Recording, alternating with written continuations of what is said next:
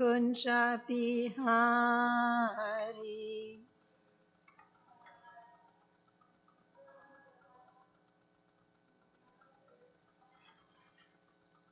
Gopi Jana Vallabha Girivaradari.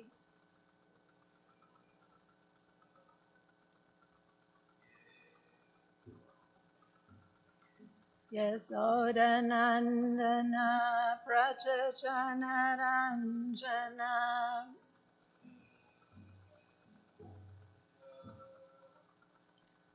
Yamunatira Panachari.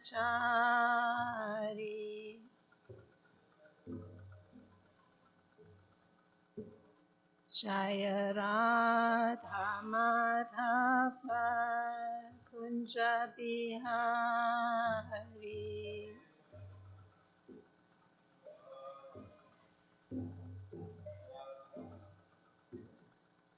Gopi Jana Vallabha Girivaradari.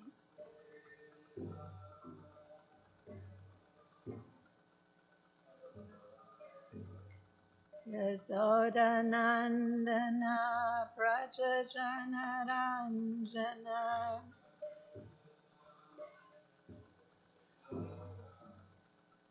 Yamunatira Panachari.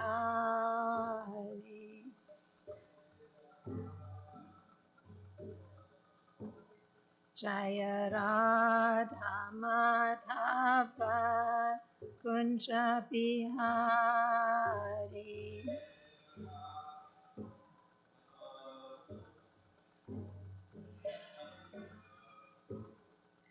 Gopi Jana Vallabha Girivaradari.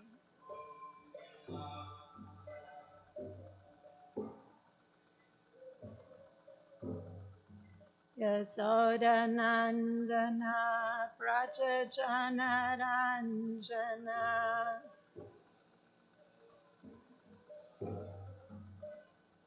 Yamunatira Panachari.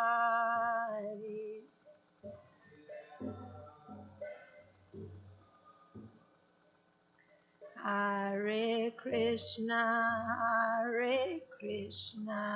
Krishna Krishna, Hare Hare, Hare Rama, Rama Rama, Hare Hare.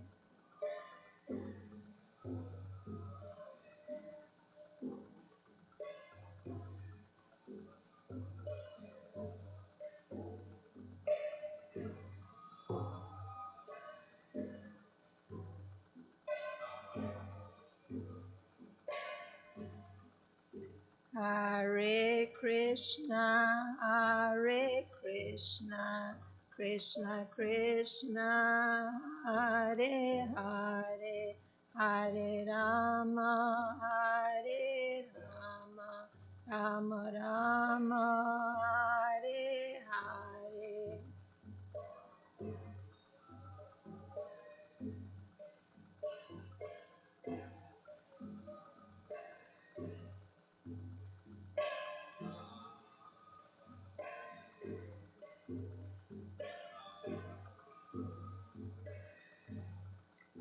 Hare Krishna, Krishna Krishna, Hare Hare, Hare Rama, Rama Rama, Hare Hare.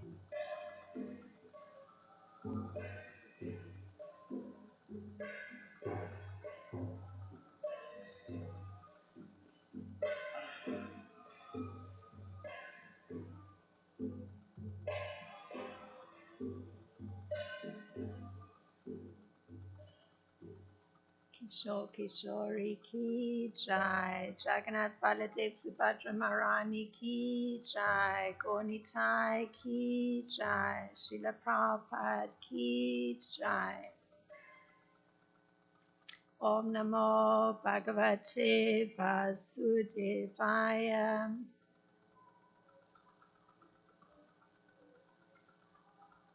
Om Namo Bhagavate Vasudevaya.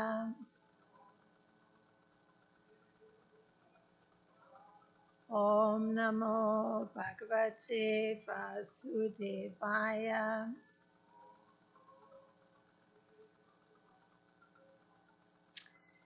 So this morning we're reading from Canto 10, chapter 76, and there are two texts, 26 and 27, so we'll chant 26 together.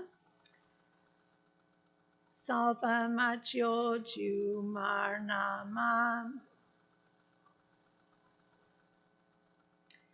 Prajumnam Prak Prapiditaham Asadya Gadaya Murvya Vyahatya Vyanadad Pali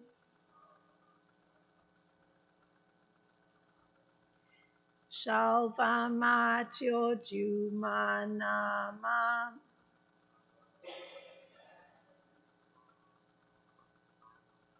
Prajumnam Prak Prapiditaham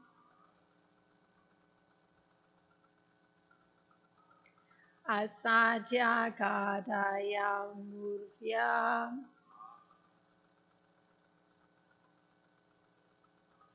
Vyahatya Vyanadad Pali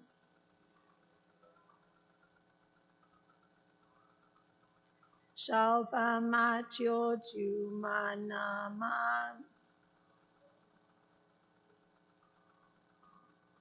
Prajumnan Prak Prapiditaham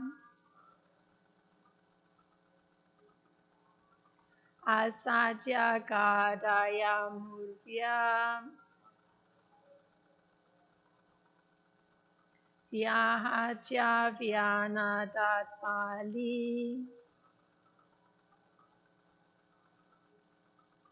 Please chant. Shalvamatyo Jumanama Prajumnan Prak Prapiditaham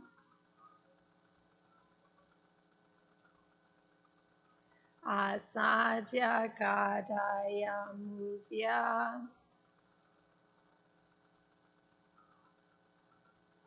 Vyahatya Vyanadad Pali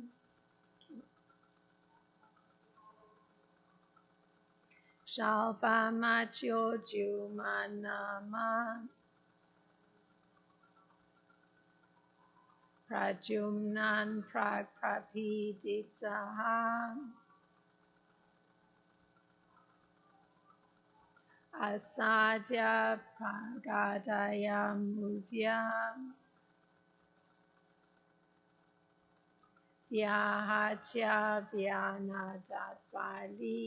Thank you very much for chanting. The word for word, Shalva Amatya.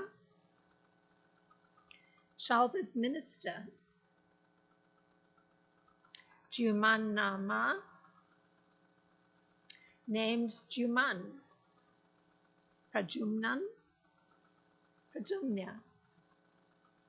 Prak, previously. Prapiditaha, hurt. Asadya, confronting. Gadaya, with his club. Murvya, made of carbonized iron. Vyahatya, striking. Vyanadat, roared. Pali, powerful. So the translation for text 26, and this is by the disciples of Srila Prabhupada. Shalva's minister, Juman, previously wounded by Sri Pradumya, now ran up to him and, roaring loudly, struck him with his club of black steel. And then text 27. Pradumyam gadaya simaya vakshastalam arindamam apopaharanatsuto dharma vitarukalma jahan. In the translation for text 27, Pradumya's driver, the son of Daruka, thought that his valiant master's chest had been shattered by the club. Knowing well his religious duty, he removed Pradumya from the battlefield. And there's a purport by the disciples of Srila Prabhupada. Srila Vishwanath Chakravarti explains that actually Lord Pradumya has a Satchit Ananda body, an eternal spiritual form that can never be wounded by mundane weapons. Daruka's son, however, was a great devotee of the Lord, and out of intense love, he feared for the safety of his master, and thus removed him from the battlefield. Srila Prabhupada writes, the name of Shalva's commander-in-chief was Juman. He was very powerful, and although bitten by 25 of Pradumya's arrows, he suddenly attacked Pradumya with his fierce club and struck him so strongly that Pradumya became unconscious. Immediately there was a roaring, now he is dead, now he is dead. The force of the club on Pradumya's chest was very severe, enough to tear asunder the chest of an ordinary man. So that's the commentary. Om Gyana Timirandasya Gananjana Shlakaya Chakshur Militam Yena Tasmai Shri Gurave Namaha Shri Chaitanya Manopistam Stapitam Yena Bhutale Svam Rupa Kadamayam Dadati Swapadantikam Vandeham Shri Guru Shri Uta Padakam Lam Shri Guru Vaishnavam Shah Shri Rupam Sagrajatam Sahagana Ragutam Vitam Sajivam Sadvaitam Savadutam Parijana Saitam Krishna Chaitanya Devam Shri Radha Krishna Padan Sahagana Lalita Shri Vishaka Vitamscha Hey Krishna Karuna Sindhu Dina Bandho Jagat Pate Gopesha Gopika Kanta Radha Kanta Namostute Tapsa Kanchana Gorangi Radha Vrindavanishvari Vishapanu Sute Devi Pranamami Hari Priye Vanchakalpa Taribhyas Chakripa Sindhibhya Vachapatitanam Pavanebhyo Vaishnebhyo Namo Namaha Namo Om Vishnu Padaya Krishna Prasthaya Bhutale Shrimati Romapada Swami Iti Namine Namo Om Vishnu Padaya Krishna Prasthaya Bhutale Shrimati Bhakti Vedanta Swami Iti Namine Namaste Saraswati Deve Gauravani Pracharine Nirvishesha Sunyavadi Paschatya Deshatarine Jai Shri Krishna Chaitanya Prabhu Nityananda Shri Advaita Gadadhar Shivasadi Gaura Bhakta Vrinda Hare Krishna, Krishna Krishna, Hare Hare, Hare Rama, Rama Rama, Hare Hare.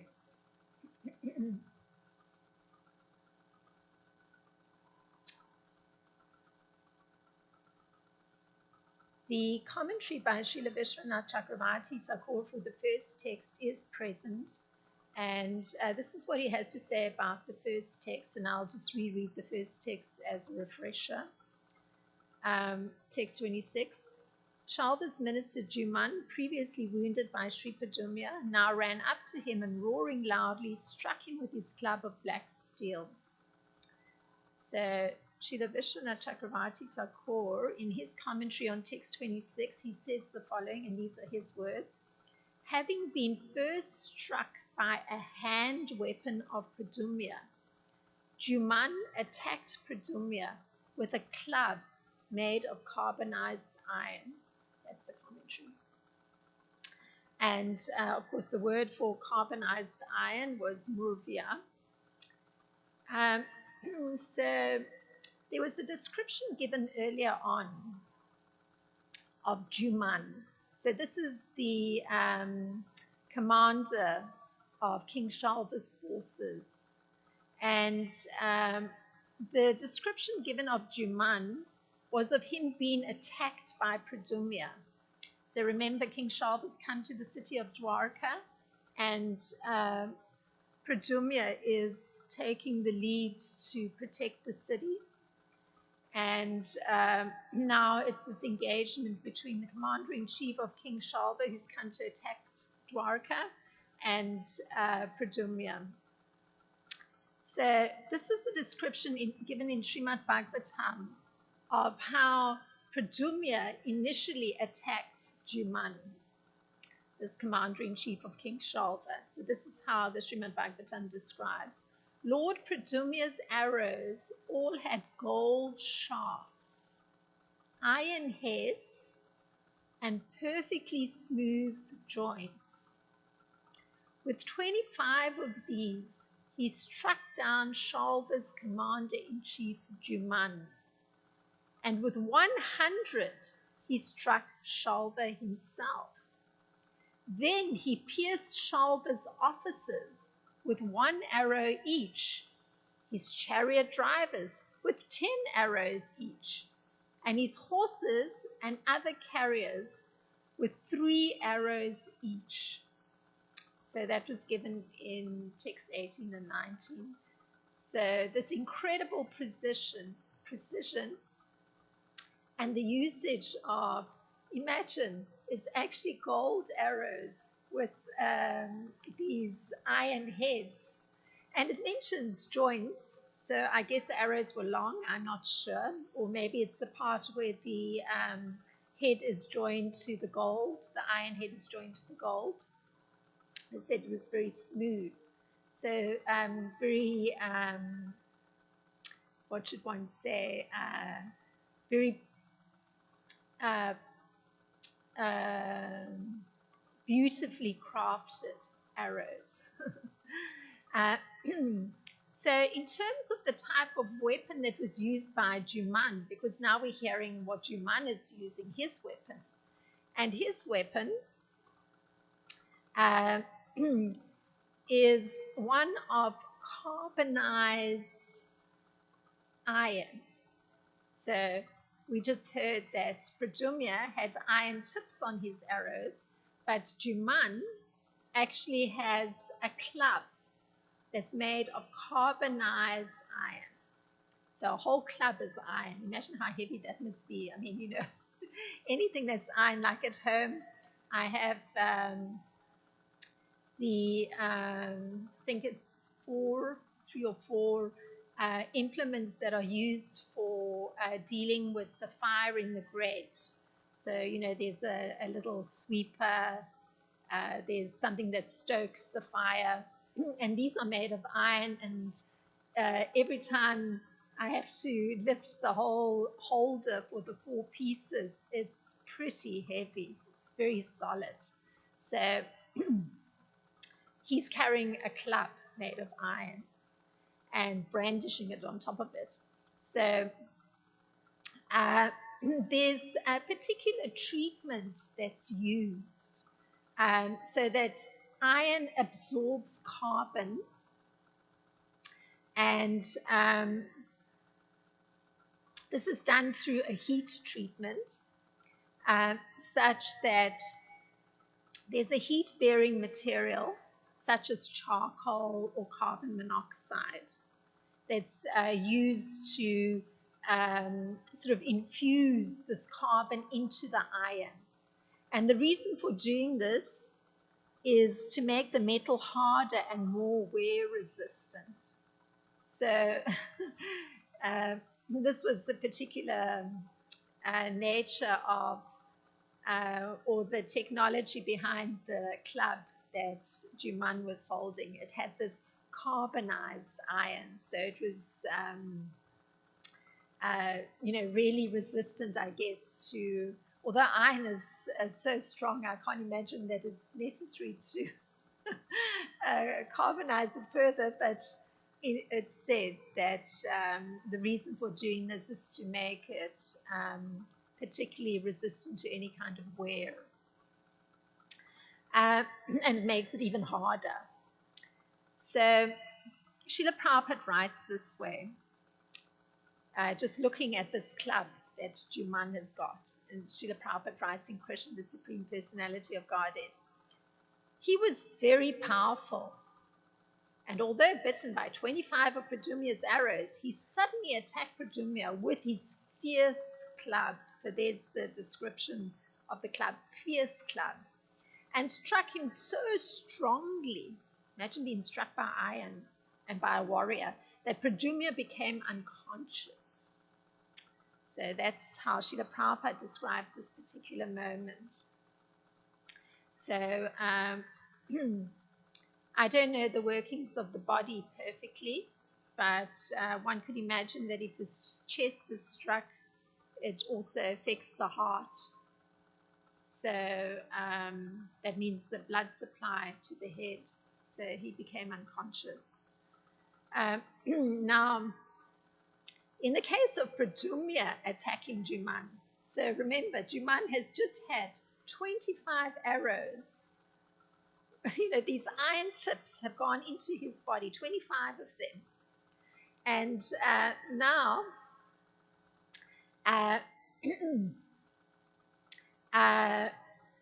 when everybody saw this wonderful feat that Pradyumna had performed, this very precise, my spiritual master called it the other day, the divine Shakti that he had, that he could be so precise in his sending his arrows to each person that was connected to King Shalva.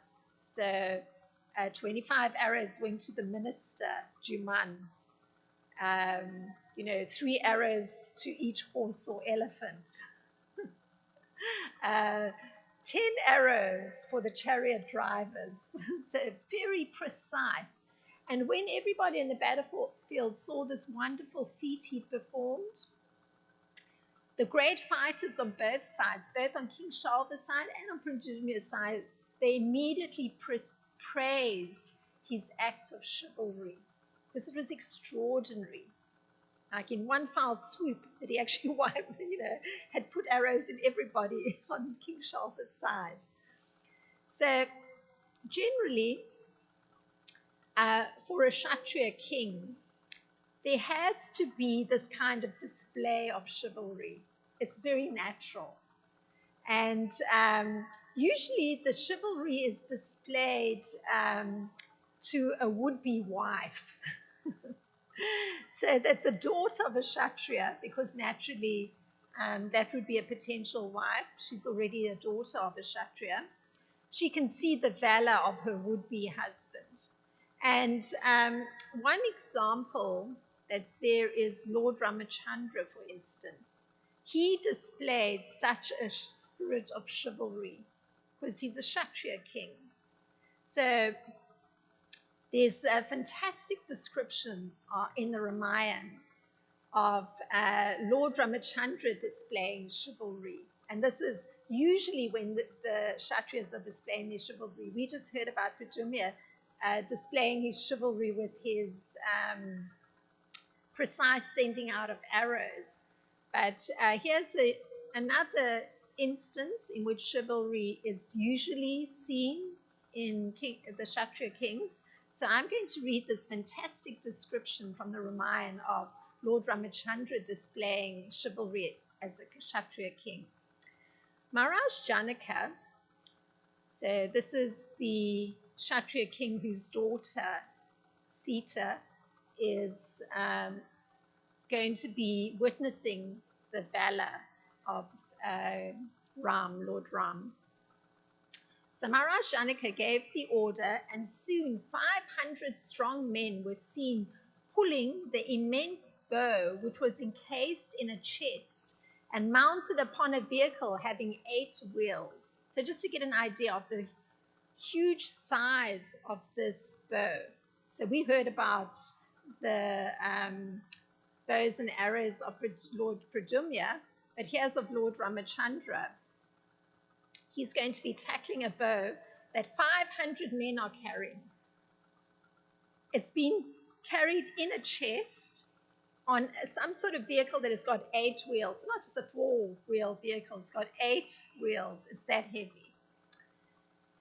When it came before them, Vishwamrita asked Ram to open the chest while thousands of people gathered around out of curiosity.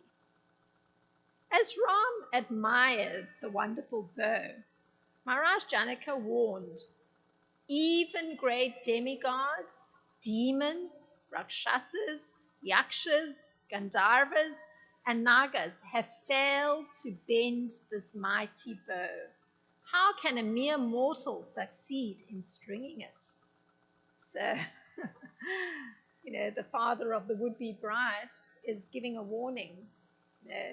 Everybody knows this is actually a bow that all different categories of entities have tried to string or bend.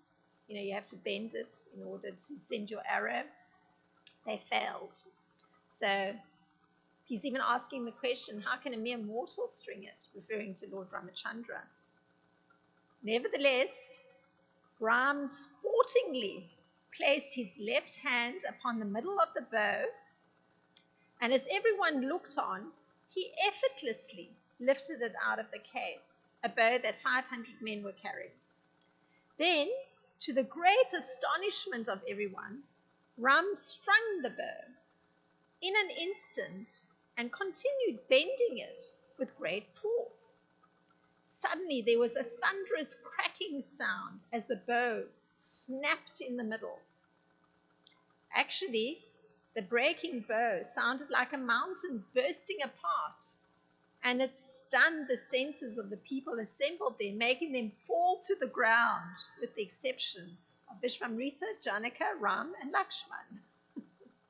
So that was a description in Ramayana of a Kshatriya personality, Lord Ramachandra, displaying chivalry.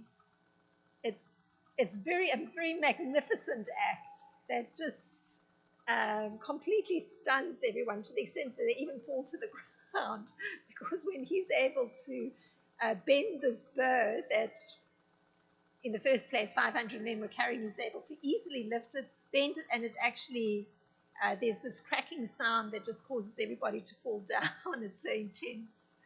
So incredible example of the chivalry of a Kshatriya personality.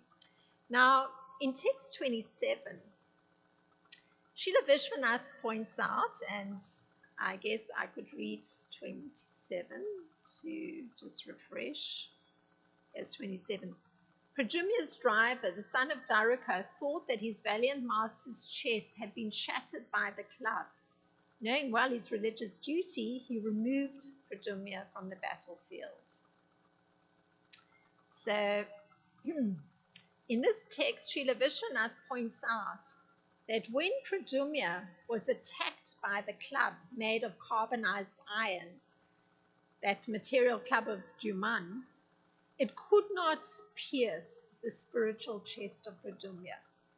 So this is, very interesting, because the chariot driver of Lord Pradyumna, he immediately thought, oh, his master's chest must have been shattered, because it's a huge iron club.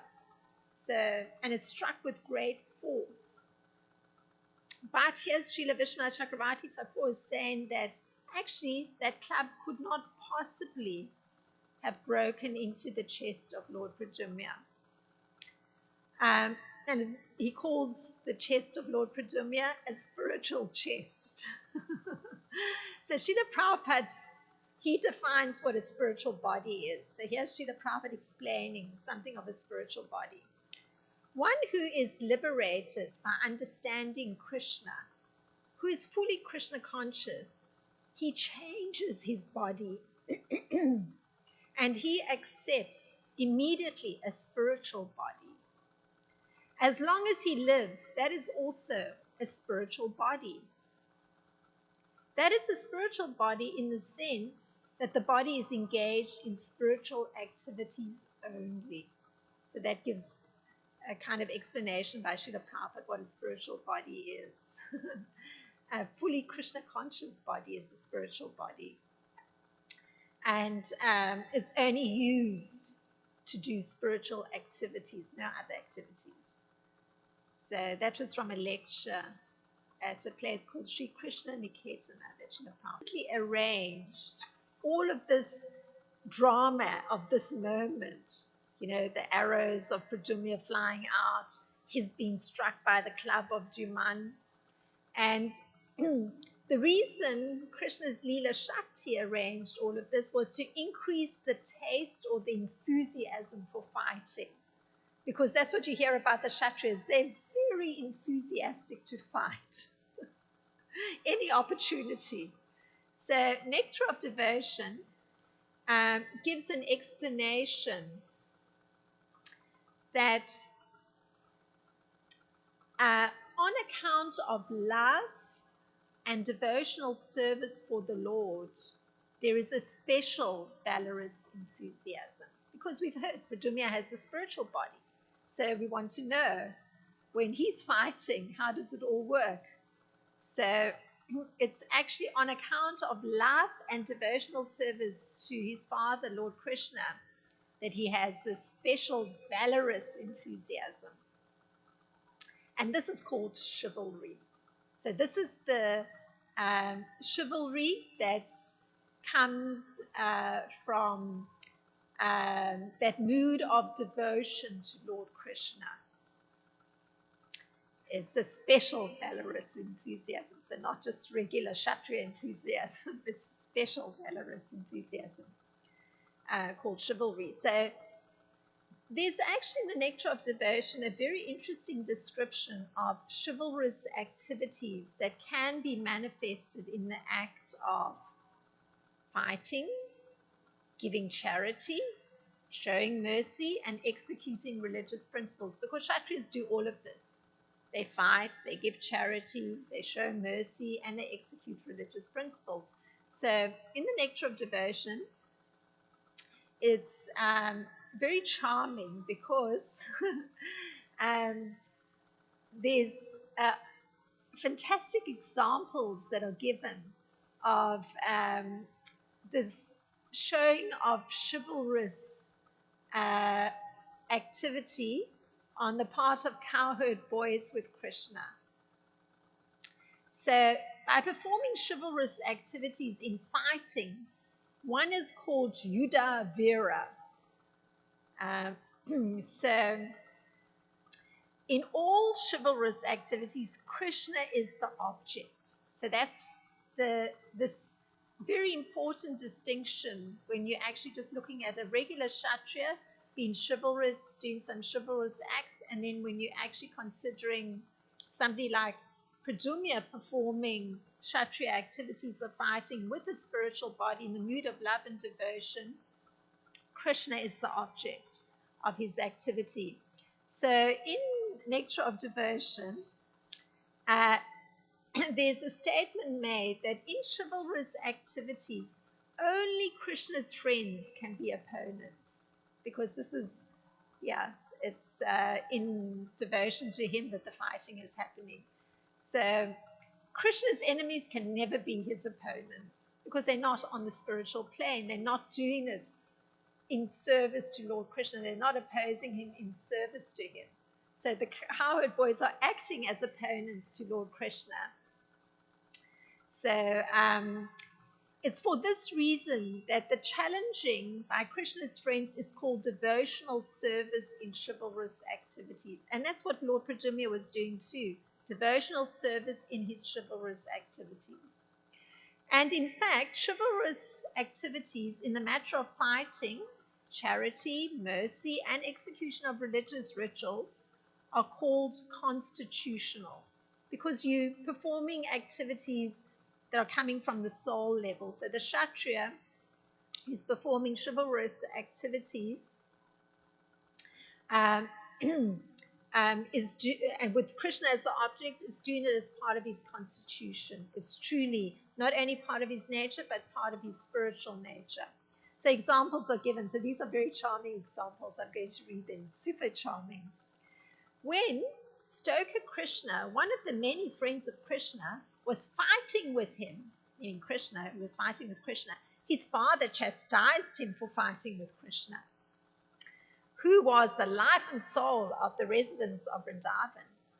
Upon hearing these chastisements, Stoker Krishna stopped his fighting, but Krishna continued to challenge him.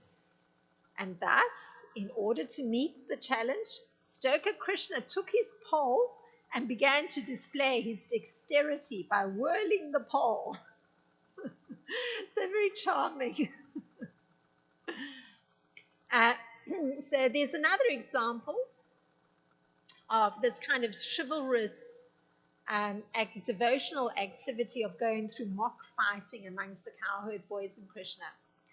So here's somebody saying, "My dear Lord Krishna, may your challenger, Sri Dharma, become glorious for his chivalrous activities like vibrating like a thundercloud and roaring like a lion."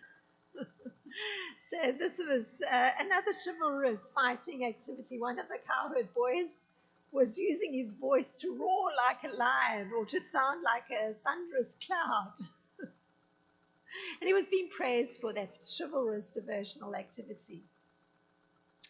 So those are just some examples of chivalrous devotional activities, and we'll return to Pradumya.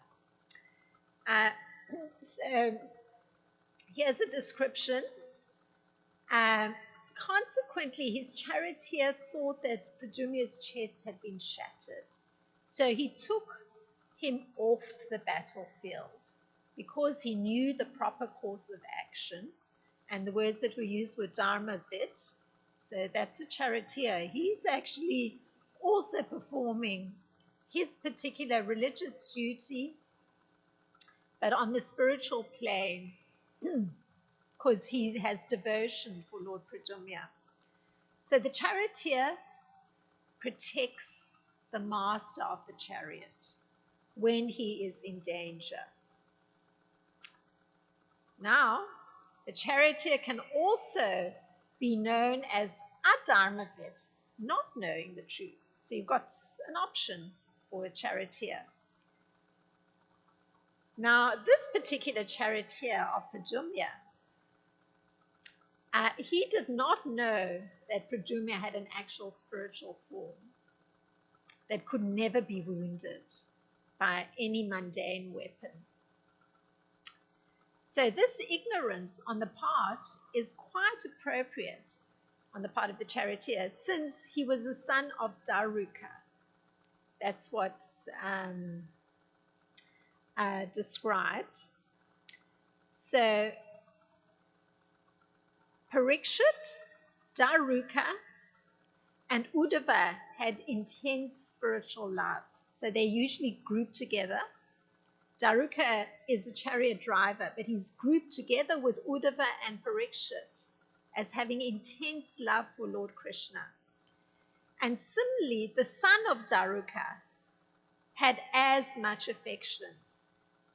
So Daruka is the chariot driver for Lord Krishna, and the son of Daruka is the chariot driver for Lord Pradumya. And Daruka, the father, has such incredible love for Lord Krishna. As I said, he's grouped with Parikshit and Uddhava. So intense is his spiritual love for Krishna. And it's said that the son had as much affection. And it was this affection that covered his realization of the indestructible nature of Lord Pradumya's transcendental body. You know, his affection overrode anything. He thought, my master has been hurt.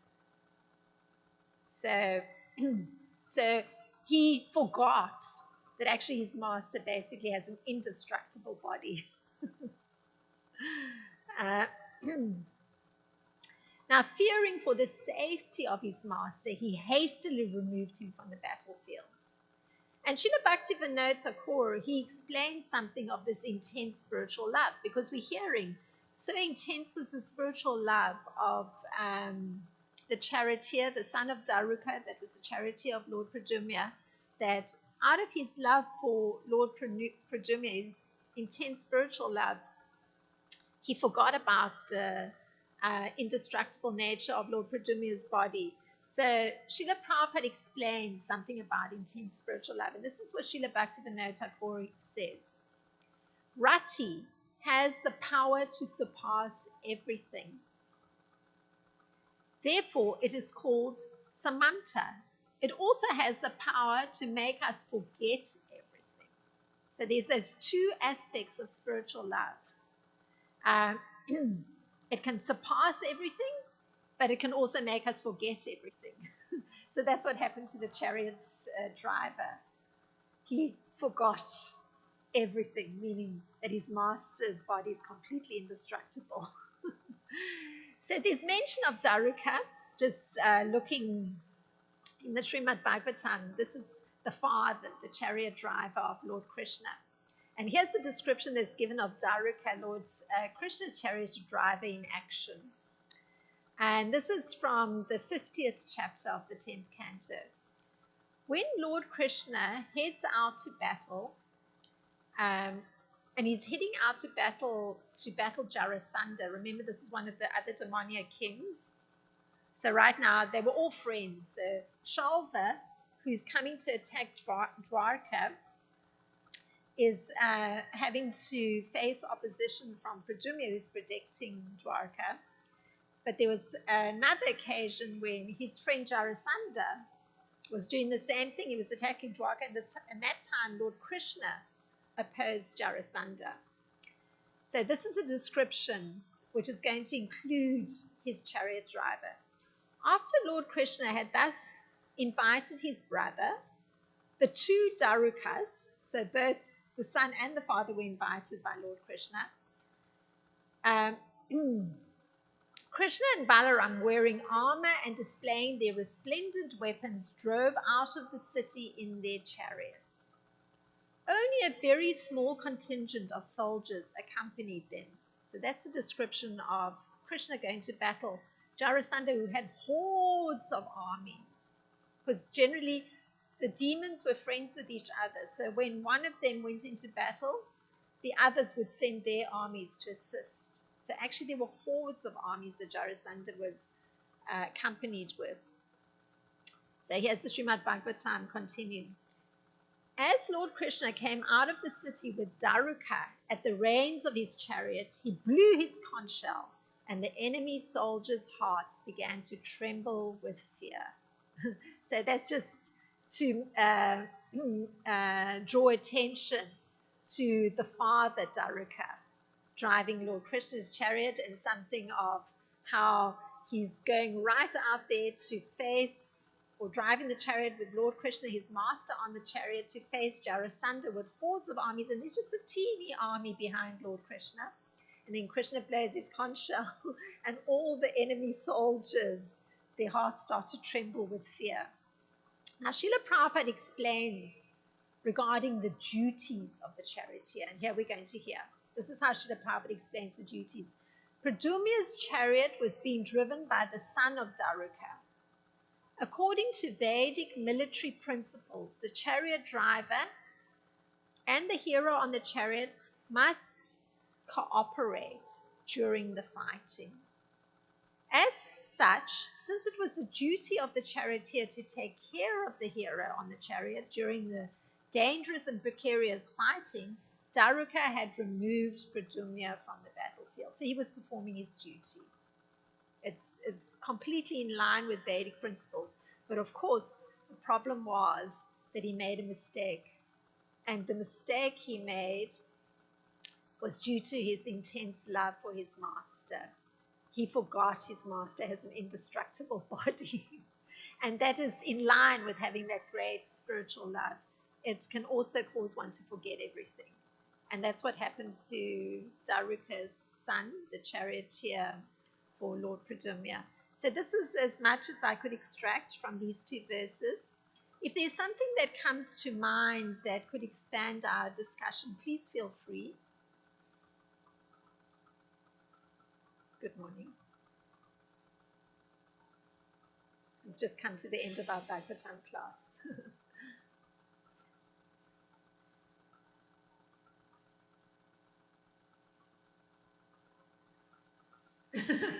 Go. I just really love the descriptions of the weapons and all the battle. It's just so inspiring. Gives like such a uplifting feelings.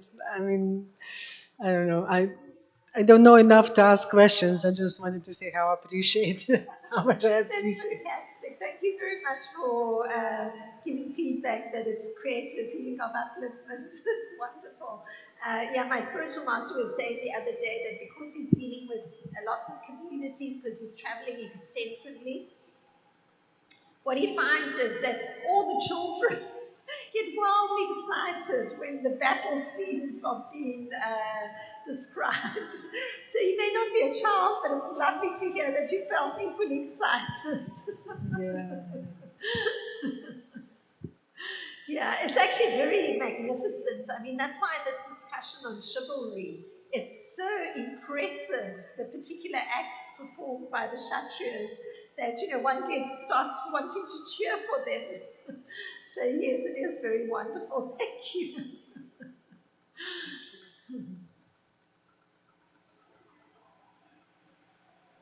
All right, so that's on that fantastic note, we'll end the Srimad Bhagavatam class. Srimad Bhagavatam ki jai, Srila Prabhupada ki jai.